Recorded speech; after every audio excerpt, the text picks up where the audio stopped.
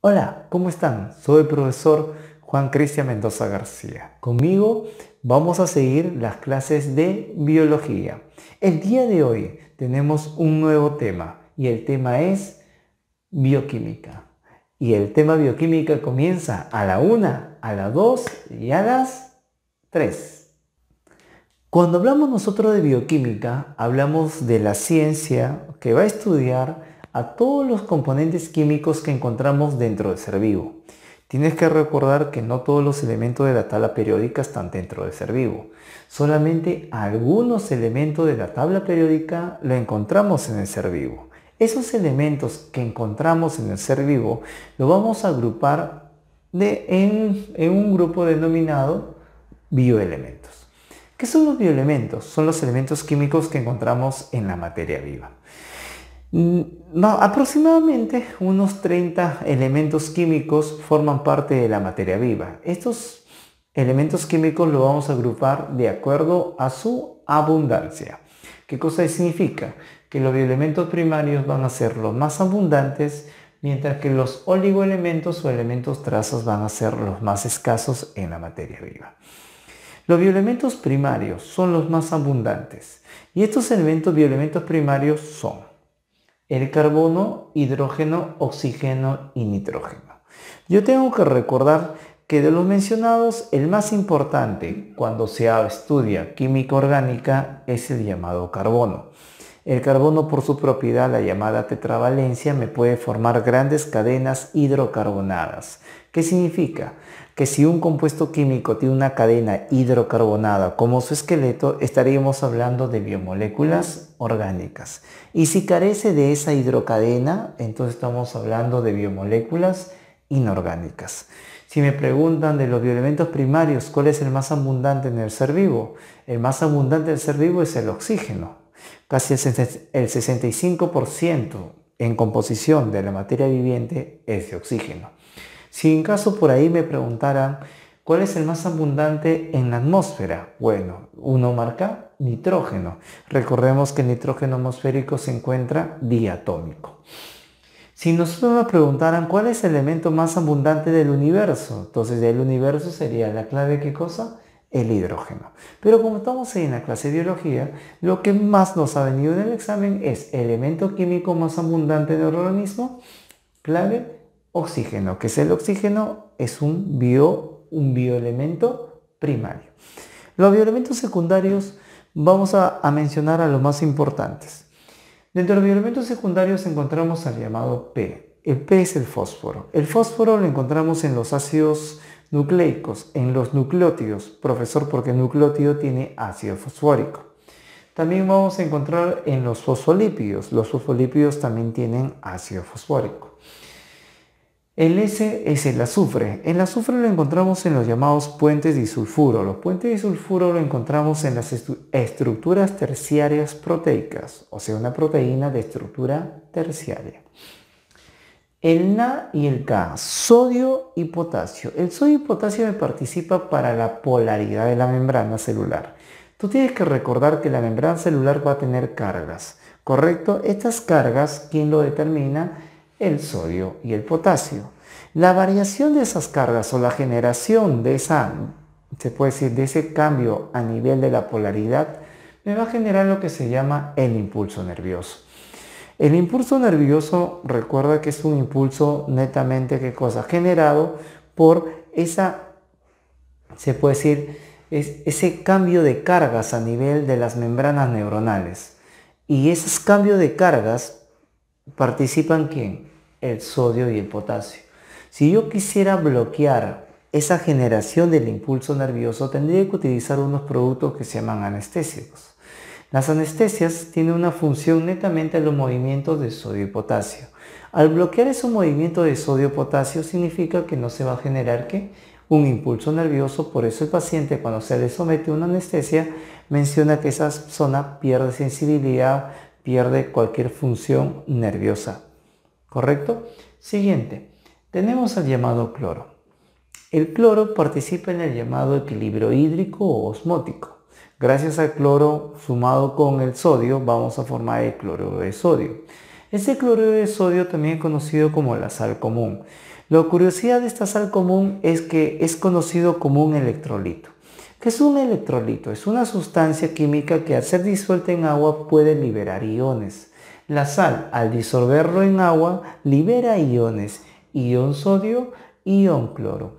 Ahora entiende que esta sal me va a participar también en el equilibrio hídrico celular. Un ejemplo, tú te vas a provincia, tienes una carne, tú quieres, ¿qué cosa? Que esta carne se conserve. ¿Qué es lo que tenemos que hacer? Tenemos que secar la carne. Y para secar la carne, ¿qué cosa le echamos? Simplemente nada más que sal. ¿Qué significa? Que la sal en la carne va a causar lo que se llama deshidratación.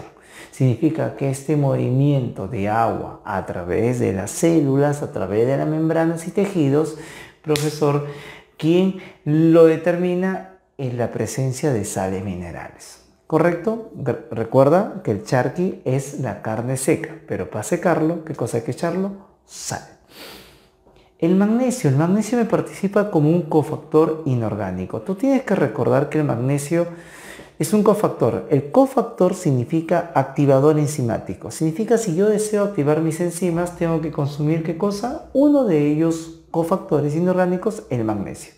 El hierro también es un cofactor, el zinc también es un cofactor. Ahora entiende. ¿Significa, profesor, que el consumo de magnesio se tiene que dar? Sí. ¿Dónde consigo magnesio? No te preocupes, porque el magnesio también me forma parte de la clorofila, que es un pigmento fotosintético, me da el color verde de las plantas. Significa que tú puedes conseguir magnesio solamente consumiendo vegetales. Recuerda que los vegetales se comen, no se fuman. Siguiente, hierro. El hierro lo encontramos en la hemoglobina. La hemoglobina es un pigmento respiratorio transportador de gases. Transporta gases, no solamente transporta oxígeno, sino transporta gases. Esta hemoglobina tiene hierro, por eso le da un color rojito. Y ojo, la hemoglobina está dentro de un glóbulo. Si la hemoglobina es roja, significa que está dentro del llamado glóbulo rojo.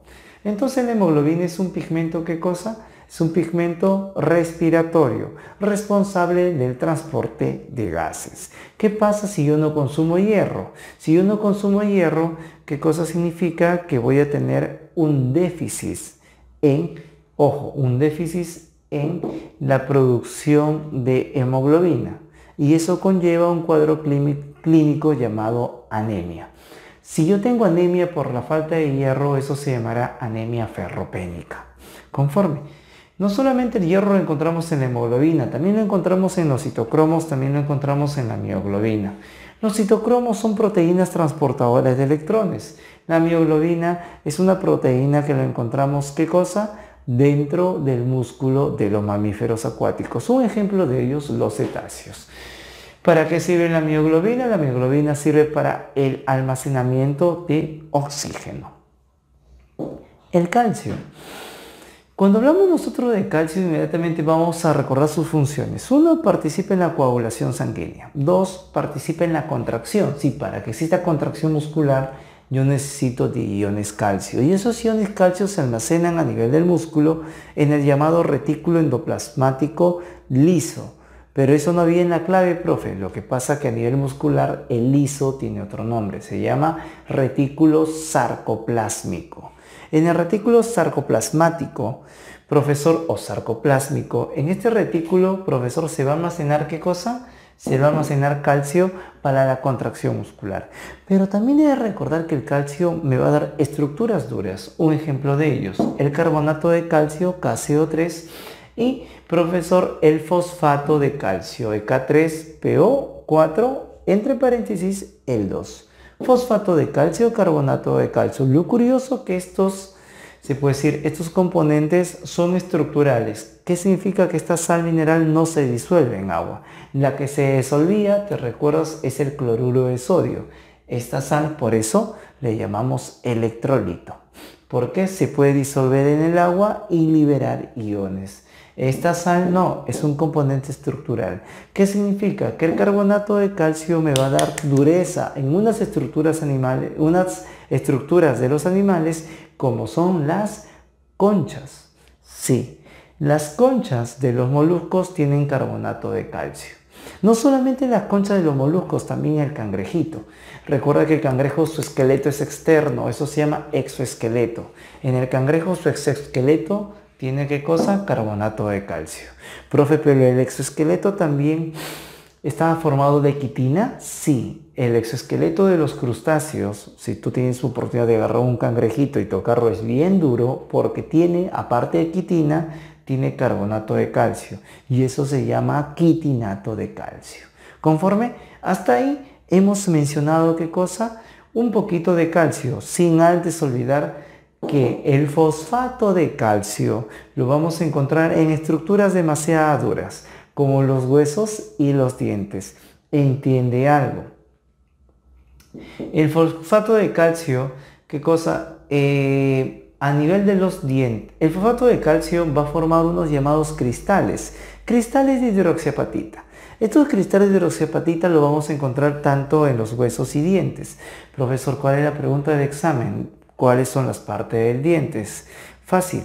Parte del diente es corona, cuello, raíz. Si a mí me preguntan de qué tejido está formado el diente, que es una diferente pregunta, yo respondo esmalte, dentina, cemento, pulpa, ligamento periodontal. Ahora la pregunta es, profesor, ¿por qué menciona eso? Porque fue pregunta de examen. La estructura más dura del cuerpo humano, obvio, tiene que tener carbonato de calcio, ¿son qué? Son los dientes. ¿Y de los dientes qué tejido es el más duro? El esmalte dental. 96% de cristales de hidroxiapatita. ¿Qué significa?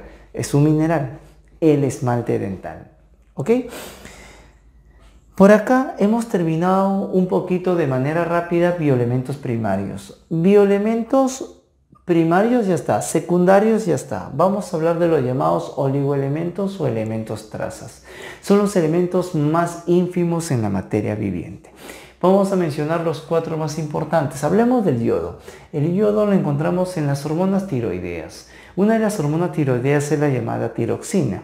¿Qué pasa si de pequeño, ojo, uno no consume yodo? Si de pequeño uno no consume yodo, ¿qué es lo que va a pasar? No se va a producir, ¿qué cosa? Hormonas tiroideas. Un ejemplo, la llamada tiroxina. Ahora entiende, si yo no consumo yodo, ¿qué es lo que pasa cuando soy un poco adulto? Cuando soy adulto y no consumo yodo, mi glándula, que se llama la tiroides, por eso se llaman hormonas tiroideas, esta glándula se va a comenzar a inflamar. ¿Por qué? Porque no hay yodo, no se puede formar la hormona, por eso esta glándula se inflama.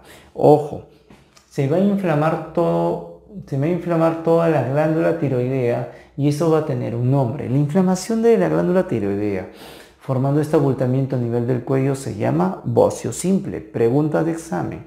Si no consumo yodo, ¿qué me da? Bocio simple.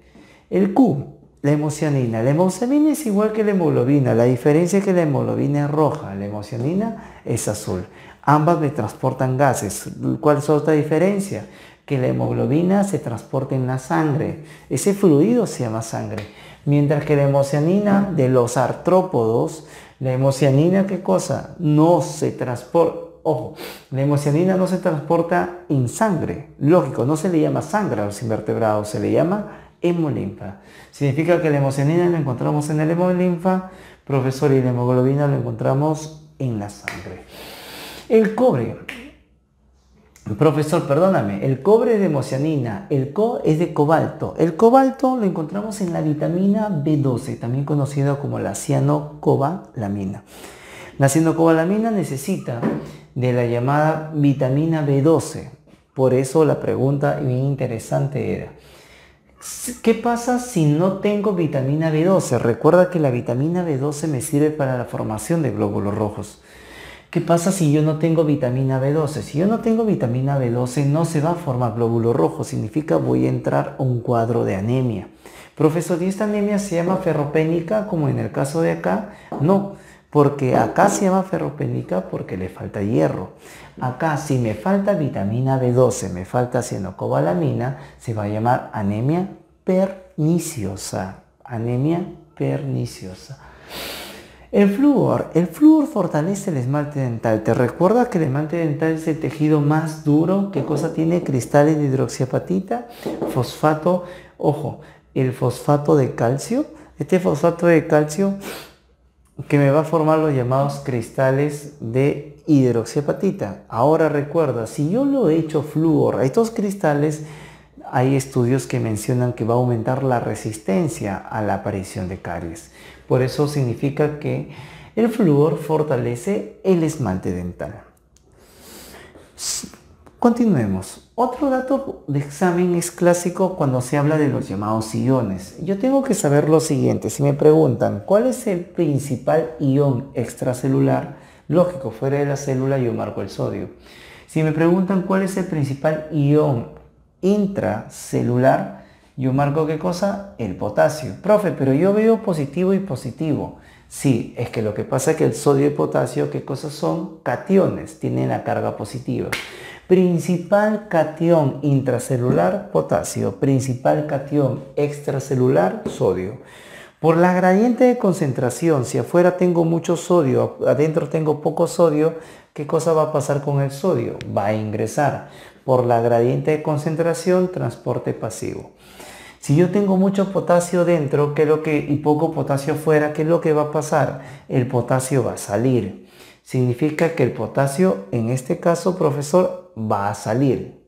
En cambio acá, en el sodio entra. Mira qué interesante, es muy interesante esto. Profesor, ¿por qué el potasio sale? Porque afuera hay poca concentración y adentro hay mucha concentración de potasio. Por eso, ojo, recuerda, hija, tu potasio, ¿está dentro o está afuera? Profesor, mi potasio está dentro. Muy bien, hija, por eso no se te nota. ¿Me entiendes? Es una explicación bioquímica de las cosas. Tampón proteinato. ¿Qué es un tampón? ¿Un tampón qué cosa es? Un tampón es una sustancia que evita los cambios bruscos de pH. Esta sustancia que evita los cambios bruscos de pH, uno de ellos es el fosfato bicarbonato. Ahora, ¿cómo le diferencio? Es que el bicarbonato es extracelular, el fosfato es intracelular. Estamos hablando de sustancias inorgánicas.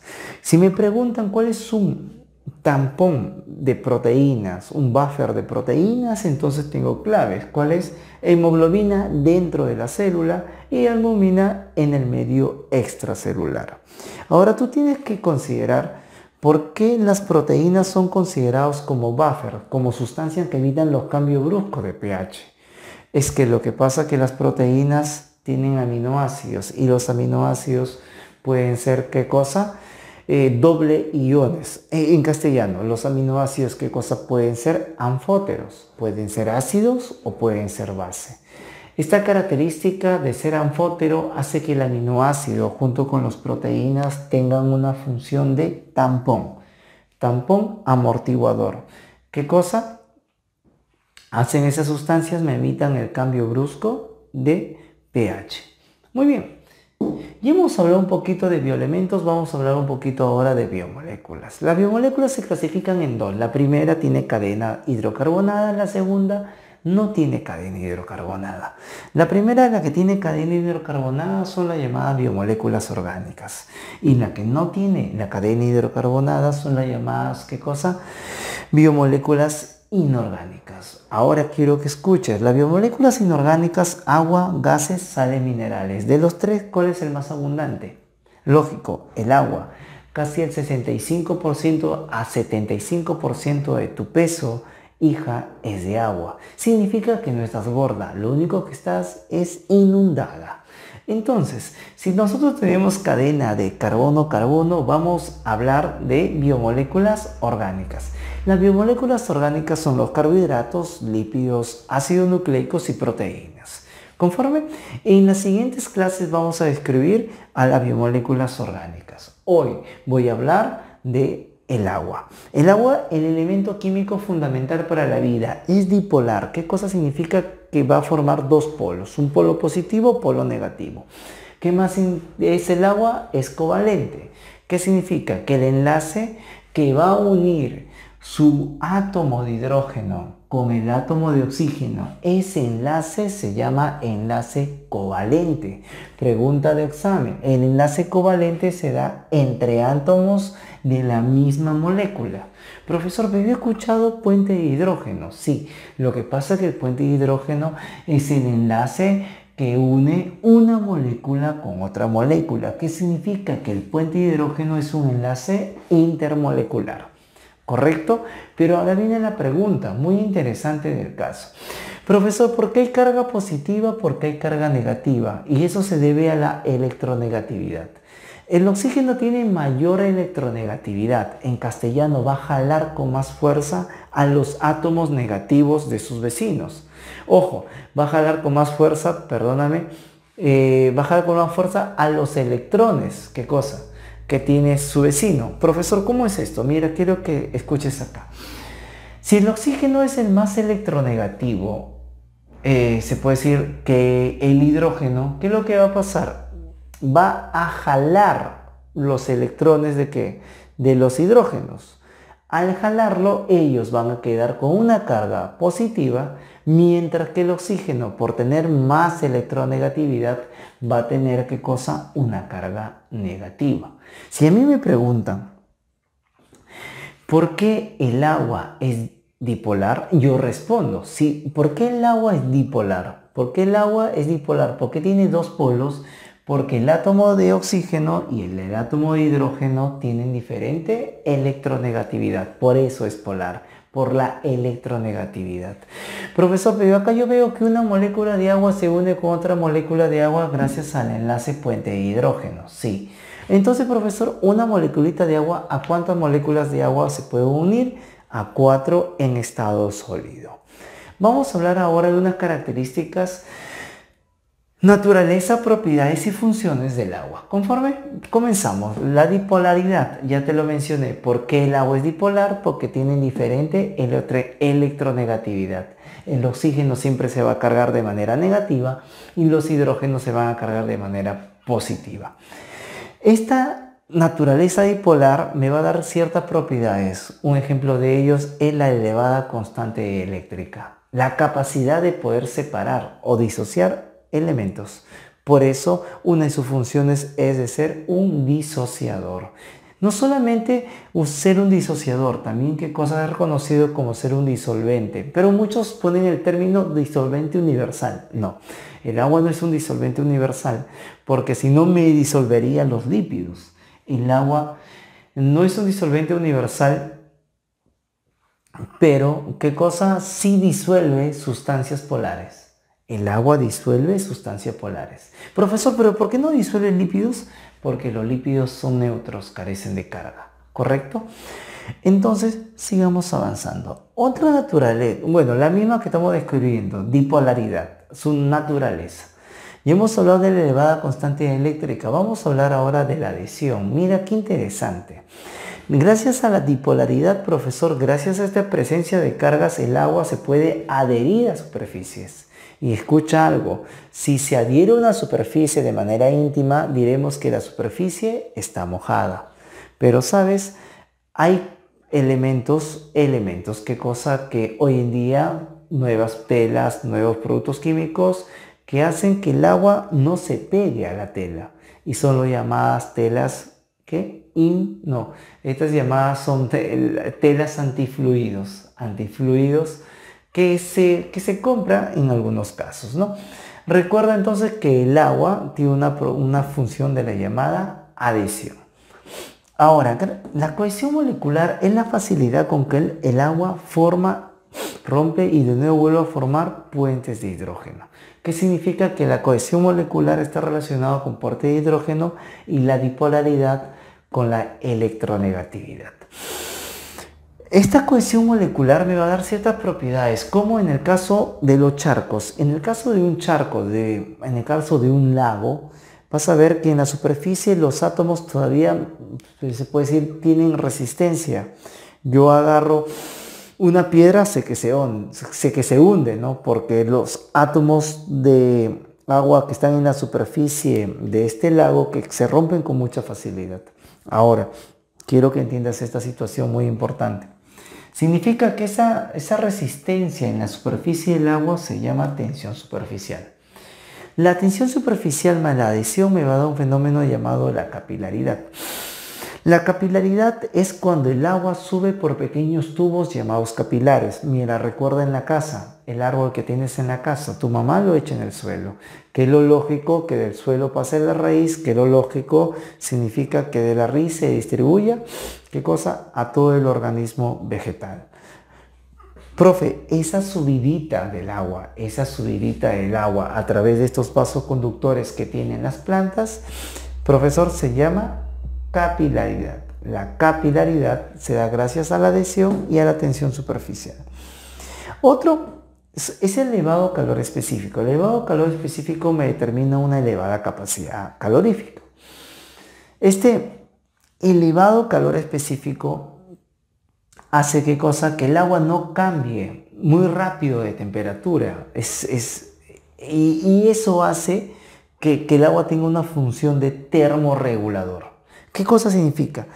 Que si yo estoy jugando un fútbol o he hecho una pichanguita y comienzo a sudar, ¿qué es lo que va a pasar? No, y mi cuerpo se comienza a calentar, ¿qué es lo que hace tu cuerpo de manera inmediata? Suda y ese sudor me participa como un termorregulador en los organismos vivos, ¿correcto?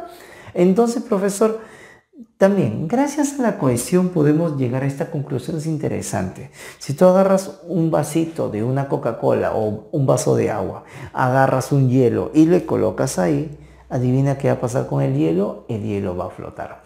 Profesor, ¿cómo es posible que el hielo flote? Listo, tema de química. El agua en estado sólido, su densidad es mucho menor que el agua en estado líquido. ¿Qué significa? Si la densidad es mucho menor que el agua, este objeto, ¿qué cosa va a pasar? Va a flotar. ¿Qué objetos se hunden? Los que tienen mayor densidad.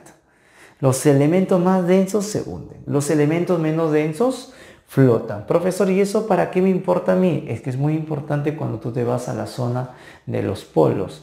En la zona de los polos, si te das cuenta y tú vas a pisar, lo que estás pisando no es suelo. ¿Qué cosa es? Es hielo. Profesor, ¿qué significa? Que el bloque de hielo me forma dos ecosistemas. Un ecosistema encima y otro ecosistema debajo del hielo. ¿Qué cosa significa? Que este hielo me va a participar como un termoaislante. Profesor, un ejemplo, los esquimales, el iglú. El iglú es una casita de hielo. Profesor, pero el hielo, ¿qué función tiene? Es acá está, termoaislante. Hielo termoaislante. ¿Ok? Perfecto. Chicos lindos, hermosos, bellos, hasta acá ha sido la clasecita, la primera parte de química. Nos estaremos viendo en las siguientes clases. No te olvides. Bye.